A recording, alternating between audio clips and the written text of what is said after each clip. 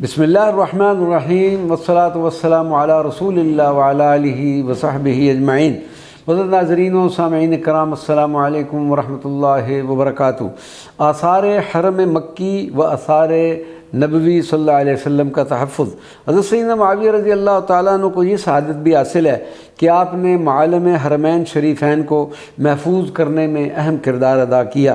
مکہ مکرمہ میں ام المؤمنین سیدت خدیجۃ الکبریٰ کا گھر مبارک، جس میں آپ صلی اللہ علیہ وسلم، آپ رضی اللہ عنہ حضور پر نور صلی اللہ علیہ وسلم کے ساتھ رہا کرتی تھیں، اور اسی بابرکت مکان میں سرکار دو عالم صلی اللہ علیہ وسلم کی اولاد امجاد کی ولادتیں ہوئی تھیں، اور یہ وہ مکان تھا جہاں پر حضور نبی کریم صلی اللہ علیہ وسلم کے سجدوں کے نشانات مبارکہ سب تھے۔ حضور پر نور صلی اللہ علیہ وسلم نے جب مکہ مکرمہ سے ہجرت فرمائی تو سیدنا عقیل نے یہ گھر لے لیا۔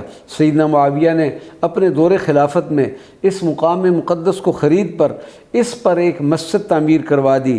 بعد میں یہ مقام مولد فاطمۃ الزہرا کے نام سے جانا جانے لگا۔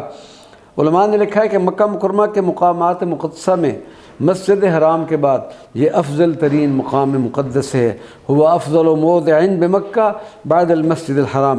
مکہ مکرمہ کے مکانات کے لیے اس سے پہلے کوئی حفاظتی دروازے نہیں ہوتے تھے۔ جب اہل عراق، اہل شام اور دوسرے غیر مقامی لوگ اپنے اپنے علاقوں سے جب مکہ مکرمہ آئے تو ان مکانات میں داخل ہو کر سکون اختیار کرتے، لہذا ضرورت تھی کہ ان مکانات کو دروازے لگائے جائیں، تو حضرت سیدنا معاویہ رضی اللہ تعالیٰ عنہ نے ان مکانات کو دروازے لگانے کا انتظام کیا۔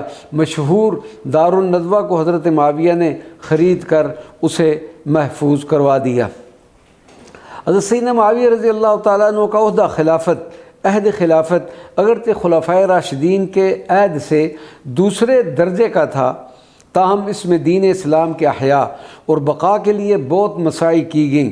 اس دور میں برکات باری تعالیٰ کا ظہور پایا گیا اور عنایات الہی کا مظاہرہ بھی ہوتا رہا۔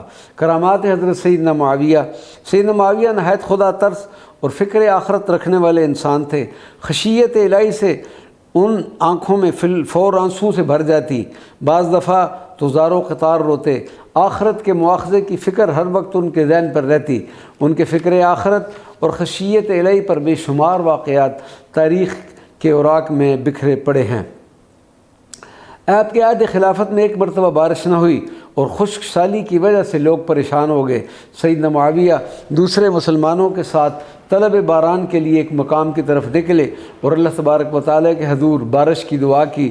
دعا ابھی ختم نہ ہوئی تھی کہ بارش شروع ہو گئی اور وادیاں پانی سے بہنے لگی۔ کتاب المعارف والتاریخ جلد نمبر 2 صفحہ نمبر 380 پر یزید بن اسود الجرشی کے احوال کے تحت درج ہے کہ حضرت معاویہ رضی اللہ تعالیٰ عنہ کے دور خلافت میں 1 سال دمشق میں قحط پڑ گیا۔ دعا کے لیے لوگوں کو ایک مقام پر جمع کیا گیا۔ حضرت معاویہ رضی اللہ تعالیٰ عنہ خود منبر پر تشریف فرما ہوئے۔ اس اجتماع میں ایک بزرگ یزید بن اسود الجرشی بھی تھے، جنہوں نے جاہلیت کا دور پایا اور پھر اسلام لائے اور علاقہ شام میں سکونت اختیار کی۔ یہ ایک صالح انسان تھے اور اپنی نیکی اور تقوی میں مشہور اور مستجاب الدعوات تھے۔ سیدنا معاویہ نے ان کو بلا کر اپنے ساتھ منبر پر بٹھایا اور دعا کے لیے ہاتھ اٹھائے اور کہا، اے اللہ، ہم اپنے بہترین اور افضل آدمی کے توسل سے تیری طرف وسیلہ کرتے ہوئے تجھ سے بارش طلب کرتے ہیں۔ یزید بن اسود نے بھی دعا کے لیے ہاتھ پھیلائے اور باران رحمت کی دعا کی۔